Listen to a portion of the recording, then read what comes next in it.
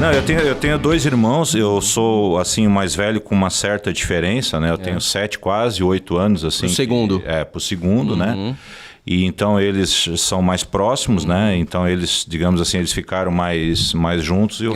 Né? Porque eu saí de casa primeiro. Ficou mais descolado, né? Dessa irmandade, dessa... Isso, Entendi. E todos três são professores, né? Olha todos os três irmãos, né?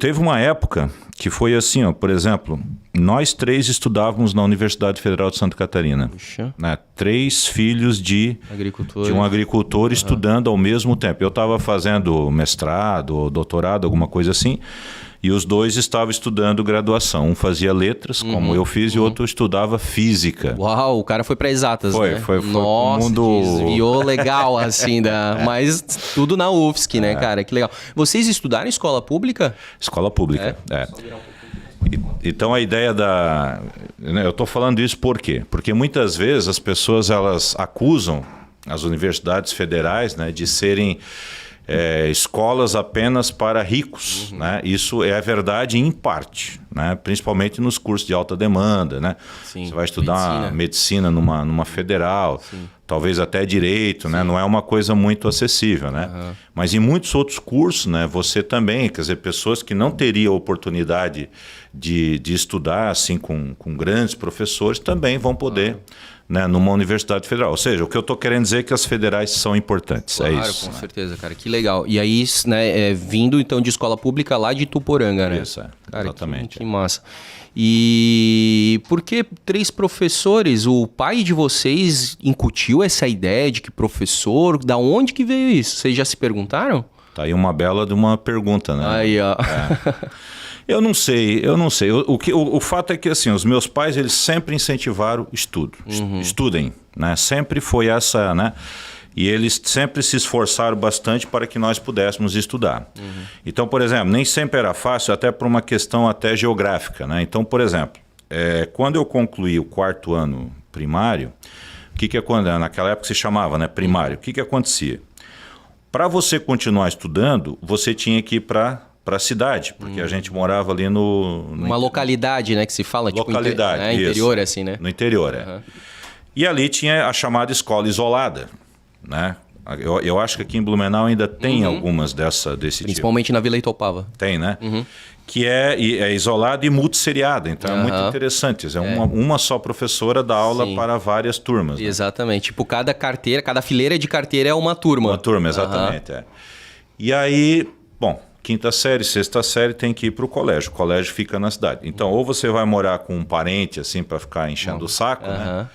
Ou você vai para o internato. Então, eu estudei um tempo num seminário. Eu fui seminarista, né? Estudei no seminário São Francisco de Assis, porque era uma forma de você resolver isso aí também, né? Essa questão. Então, você morava onde você estudava. Perfeito. E para mim foi muito bom, porque a educação no seminário, né? Claro, tem uma parte religiosa, evidente, né? Sim. Mas fora isso é uma educação assim de grande qualidade, Com né? certeza. Com biblioteca, com educação musical, educação esportiva, né? Sim. Então tudo isso cultural também. Cultural, né? Então foi tudo. E tem toda a questão da disciplina também, né? Você arrumar sua cama, você ter horário para comer, para dormir, né? E tudo mais, né? Tem o respeito, tem a hierarquia. Então vários valores na primeira infância, ali segunda infância já estão sendo incutidos, né? É verdade.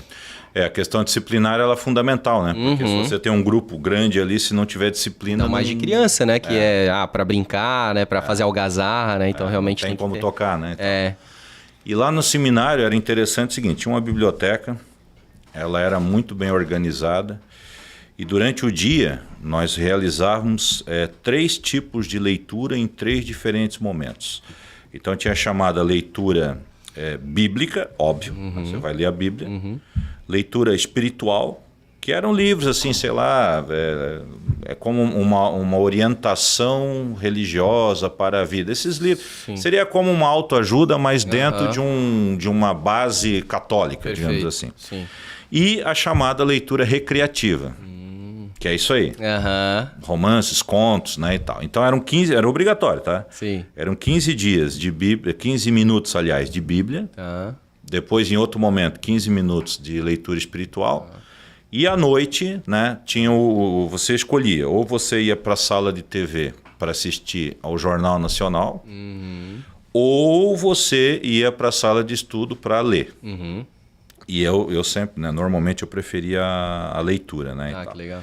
Então ali, isso é muito interessante, porque muitos professores, muitas pessoas pensam assim, pois é, mas como é que a gente vai incentivar a leitura? Como é que...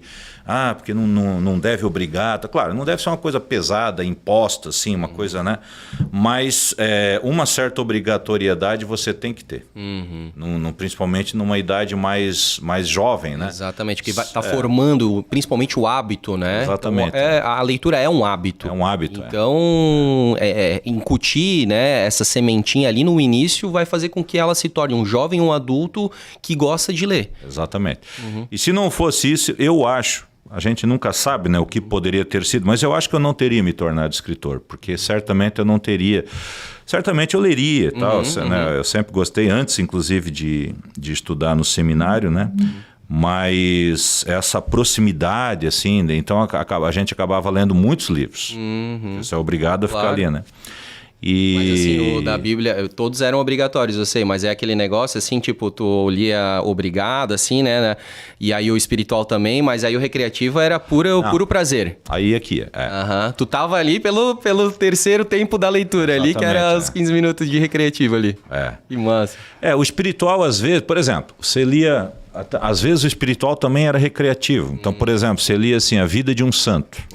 Né? Pô, legal. Que, tirando a parte religiosa, às vezes tem grandes lances, né? Sim, é uma jornada, né? Algo meio épico, meio mítico, assim. Então, sei lá, o cara viveu na Idade Média, você acaba aprendendo um pouco sobre a Idade Média. Né? De história e geografia. O cara viveu na Espanha, acaba aprendendo um pouco sobre a Espanha, e assim vai, entende? Claro, então, é claro que a leitura ela é sempre educativa, né?